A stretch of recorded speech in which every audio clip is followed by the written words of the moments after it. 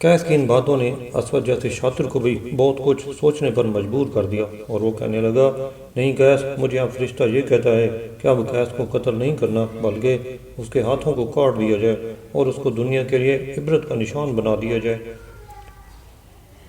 वाह मेरे आका, क्या इस तरह आप सिर्फ मुझे ही निशान इबरत बनाएंगे?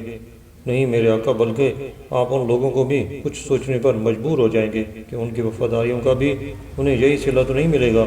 फिर वो आपके साथ वफादारी निभाने से पहले सोचेंगे ज़रूर। कैस ने बड़े ही पुरसोज अंदाज में कहा।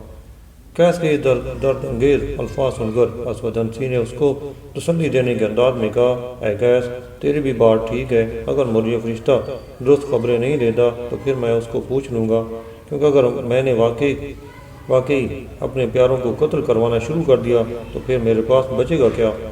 मगर एक बात याद रखना कि मेरी इतला गलत बिल्कुल नहीं होती। हाँ, ये ज़रूर हो सकता है कि मुझे कोई गलत फहमी ना हो जाए। तू अब यहाँ से चला जा और किसी किस्म की गलत सोच को अपने अंदर से निकाल दे, क्योंकि इस तरह बंदा कभी दुरुस्त सिमत में सफ़र नहीं कर सकता। फ़िलहाल तो मुझे सिर्फ एक ही फरिश्ता तेरी बदआमालियों से आगाह कर रहा है, और अगर मुझे मेरे दूसरे फरिश्तों ने भी तेरी शिकायतें की तो मजबूरन मुझे तेरे बारे में कुछ और ही सोचना पड़ेगा, और वो दिन तेरे लिए कुछ अच्छा ना होगा। अभी मैं तुझे वक्त देता हूँ कि तू अपने आप को दुरुस्त कर ले और ख़ुद को पहले वाला कैस साबित कर। यहाँ तो ये सब कुछ हो रहा था, और दूसरी तरफ अहले इस्लाम अपने दौर पर जिहाद की तैयारियों में मसरूफ़ थे। ख़ास तौर पर दारुल हुकूमत सनआ में जिहाद की तैयारियाँ ज़ोर पकड़ चुकी थीं। अभी अहले इस्लाम ने जिहाद का अमली ऐलान नहीं किया था कि फ़िरोज़ ने अहले इस्लाम के हमायदीन को ये समझाया कि मेरे बुज़ुर्गों, अभी कुछ दिन आप लोग सब्र करें, शायद आपको बहुत अच्छी खबर सुनने को मिले। फ़िरोज़ की ये बात सुनकर उन्होंने बहुत सोच विचार की और फिर उसकी बात मान लेने में ही दानिशमंदी जानी। फ़िरोज़ उन्हें समझा बुझाकर घर वापस आ गया। फ़िरोज़ ने मुसलमानों के अमायदीन को ये तो कह दिया कि कुछ रोज़ सब्र करें ताकि हालात में खुद ब खुद बेहतरी आ जाए, मगर उसके नज़दीक कोई भी ऐसा लाएअमल न था कि जैसे ये कज़िया खुद ब खुद ख़त्म हो जाता। फ़िरोज़ ने यह मुनासिब ख्याल किया कि इस सिलसिला में अपनी दूध शरीक बहन और असवद अंसी की बीवी से भी मशवरा करना चाहिए। फ़िरोज़ को यह भी ख्याल बुरी तरह तंग कर रहा था कि कहीं ऐसा ना हो कि उसकी बहन भी असवद अंसी के फैलाए हुए जाल में फंस चुकी हो, इसलिए वो आज़ाद के साथ बात करते हुए डरता था।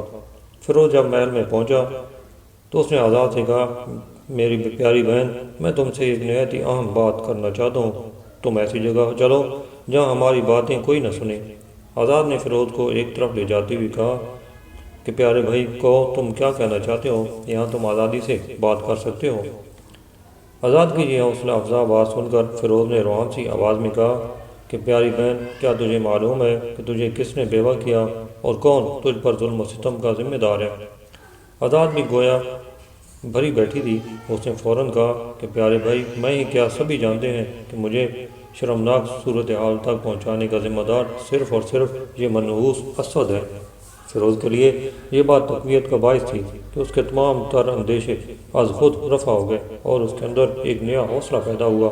अब उसने ज़रा दलेरी से बात की कि प्यारी बहन, यकीन करो, ये मलून शख्स परले दर्जे का फरेबी और बदकिरदार शख्स है। उसने नबूवत का दावा भी कर रखा है और दूसरी तरफ हलाल हराम में भी तमीज़ नहीं करता। मुझे इस मलून को जान से मार डालना चाहिए। क्या मैं ये यकीन कर लूँ कि मुझे तेरी हिमायत और मदद हासिल रहेगी?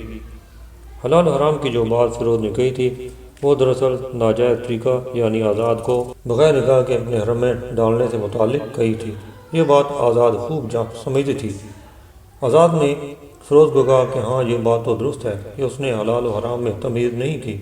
तुम मुझे हर वक्त अपना मददगार पाओगे, मगर मेरी बात गौर से सुन लो कि तुम लोगों को बड़ी ही एहतियात से ये सब कुछ करना पड़ेगा, क्योंकि उसके पास बाद अनदेखी क़ुव्वतें हैं जिनको ये मलून शख्स फरिश्ते कहता है। आज़ाद की बातों में खासा वज़न था। चुनांचे फ़िरोज़ ने कहा, हाँ, मैं ज़रूर उस बात पर गौर करूँगा, मगर ये बात सुन लो कि यमन में अहले इस्लाम असवद के ख़िलाफ़ जिहाद करना चाहते हैं। मैंने उन्हें किसी तरह समझा बुझाकर कुछ रोज़ के लिए रोक दिया है। मैं जानता हूँ कि यमन में मुसलमानों की फ़ौजी क़ुव्वत न होने के बराबर है। अगर खुदा न खास्ता जंग हुई तो मुसलमानों का बड़ा शदीद नुकसान होगा। इसी वजह से मैं जंग नहीं चाहता। मैं उसे इस तरह कत्ल करना चाहता हूँ कि सांप भी मर जाए और लाठी भी ना टूटे। فیروز کی باتیں سن کر واقعتاً آزاد کسی گہری سوچ میں پڑ گئی اور یہ سوچنے لگی کہ اگر فیروز سے کوئی غلطی ہو گئی تو پھر فیروز حشنت کے ساتھ ساتھ آزاد کی جان بھی جائے گی۔ کوئی ایسا طریقہ ہونا چاہیے کہ ہم تینوں پر کسی بھی طرح کی کوئی آنچ نہ آنے پائے۔ فیروز میرے بھائی، تم جو بھی کرنا پہلے اس پر کافی سوچ لینا۔ میرے لیے اسود کی موت سے زیادہ ضروری تمہاری زندگی ہے۔ آزاد نے بڑے پیار سے فیروز کو سمجھایا۔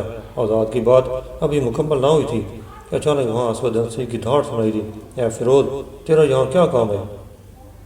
کیا آپ کو معلوم نہیں ہے کہ یہ میرا رضائی بھائی ہے اور پھر میرا چچا زاد بھی تو ہے؟ کیا اسے میرے پاس آنے کے لیے بھی آپ سے اجازت لینا پڑے گی؟ آزاد نے ترش روئی سے جواب دیا۔ اسے یہ تو معلوم تھا کہ اسود اس پر جان چھڑکتا ہے اور اس کی خوشنودی حاصل کرنے کے لیے بہانے تلاش کرتا ہے، چنانچہ اس نے اس پر یہی حربہ استعمال کیا۔ آزاد کا حربہ کامیاب ہوا اور اسود انسی کا غصہ یکدم ہی کافور ہو گیا۔ اس نے دھیمے لہجہ میں آزاد سے کہا، یہ سب کچھ میں جانتا ہوں، میں نے تم دونوں پر کسی قسم کا شک تو نہیں کیا، مگر مجھے یوں چھپ چھپ کر ملاقاتیں کچھ درست نہیں لگتی۔ اگر تم لوگ ملنا چاہو تو پورے محل میں تمہیں کوئی روک تھوڑی سکتا ہے، پھر اس قدر تنہائی کا کیا مقصد ہے؟ اسد انسی کی بات اگرچہ درست تھی، مگر آزاد نے اچھا خاصا شور شرابہ کر ڈالا اور اس نے اسود کی کوئی بھی مزید بات سننے سے صاف انکار کر دیا۔ جب خاصی دیر تک آزاد نے آہ و پکار جاری رکھنے کے بعد قدرے خاموشی اختیار کی تو اسد انسی نے موقع غنیمت جانتے ہوئے بڑی ملائمت سے کہا کہ اے آزاد، تو سمجھتی کیوں نہیں؟ تو کیوں اپنے مرتبہ سے آگاہی حاصل نہیں کرتی؟ اے آزاد، اب تو تیرا مقام میری امت میں تمام عورتوں سے افضل و اعلیٰ ہے۔ ایسی حرکتوں سے تو اپنا وقار کیوں ظاہر کرتی ہے؟ تو ایک نبی کی بیوی ہے۔ ایک نبی کی بیوی ہونے کی حیثیت سے تیری ذمہ داریوں میں اچھا خاصا اضافہ ہو چکا ہے۔ اب تو ایک عام عورت نہیں رہی۔ اسد انسی نے تو آزاد کو ایک طرح سے بلند مقام کا مجدہ سنایا تھا، مگر اسے کیا معلوم تھا کہ یہ مجدہ تو اسی کے لیے ہوگا جو اس کو نبی تسلیم کرے گا۔ یہاں تو معاملہ ہی دوسرا تھا۔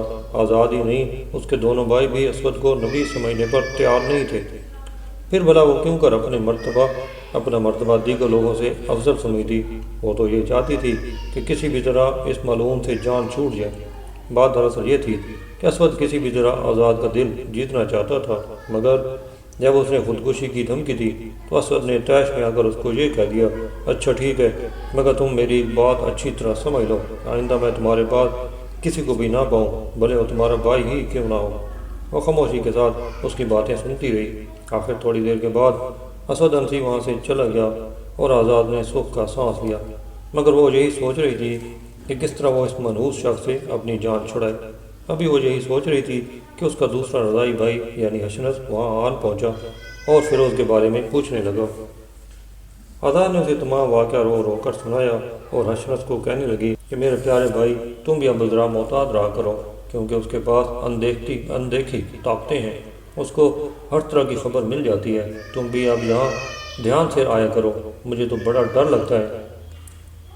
آزاد نے ایک ہمدرد بہن کی طرح اس کو سمجھایا کہ میں یہ تو نہیں کہتی کہ تم موت سے ڈرتے ہو یا تم بزدل ہو، مگر احتیاط کا دامن ہاتھ سے چھوڑ دینا بھی کہاں کی عقل مندی ہے۔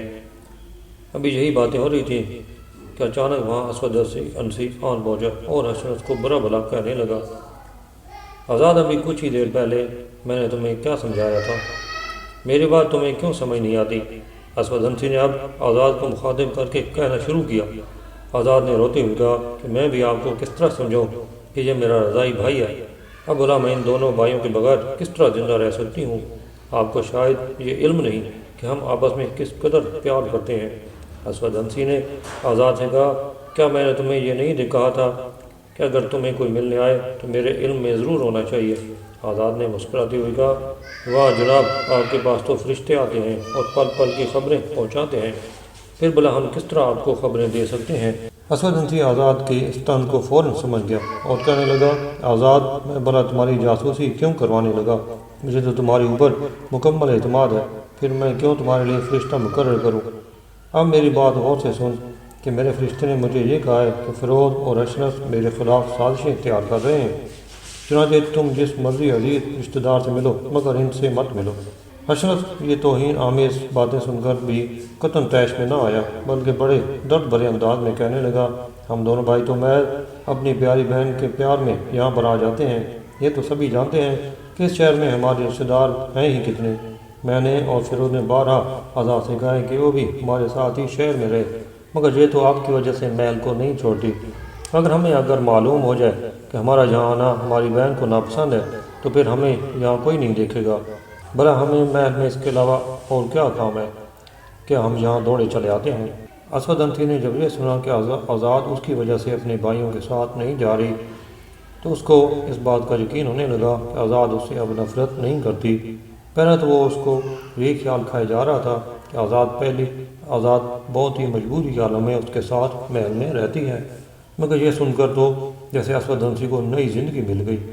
آزاد میری پیاری بیوی تو خوش ہو جا، کیونکہ عنقریب تو پوری دنیا کی ملکہ بن جائے گی، میری حکومت ہی پوری دنیا پر ہوگی اور تجھے اس حکومت میں سب سے زیادہ عزت حاصل ہوگی۔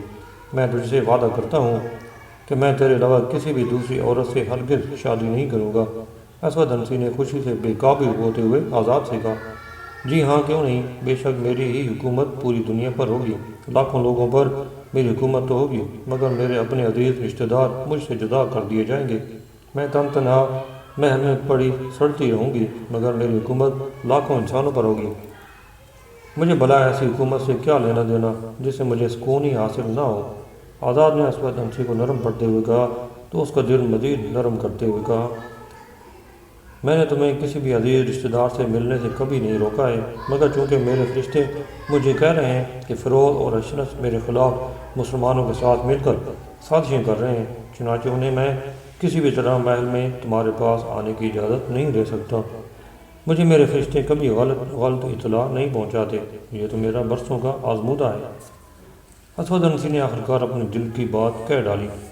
یہ کہہ کر وہ اٹھ کر چلا گیا اور تھوڑی دیر کے بعد اشنس بھی محل سے باہر چلا گیا۔ اشنس دراصل محل سے بہت ہی مایوس ہو کر نکلا تھا، اس کا بس نہیں چلتا تھا کہ وہ کیا کر لے، مگر حالات کے ہاتھوں مجبور تھا۔ اسود کے جاسوس ہر جگہ موجود رہتے تھے، اہل اسلام کے متعلق خبریں دینے کے لیے اسود انسی کے پاس ہمہ وقت عامر بن معدی کرب موجود رہتا تھا۔ ایسے میں کسی بھی قسم کے اقدام کے لیے گنجائش بہت مشکل تھی۔ عامر بن معدی کرب اہل اسلام کی نفسیات سے اچھی طرح واقف ہو چکا تھا، مسلمانوں کو اس کی طرف سے بھی دھڑکا لگا رہتا تھا۔ اسود انسی بھی عامر بن معدی کرب کو گائے بگائے اپنے پاس بلواتا رہتا تھا، جس کی وجہ سے مسلمانوں کی تشویش میں اضافہ ہو جاتا تھا۔ اس ساری صورتحال سے نمٹنے کے لیے فیروز اور اشنس نے مسلمانوں سے کہا کہ بڑے منظم طریقے سے وہ پورے صنعاء شہر میں یہ افواہ اڑا دیں کہ عنقریب اسود انسی اپنے سپہ سالار کو قتل کرا دے گا۔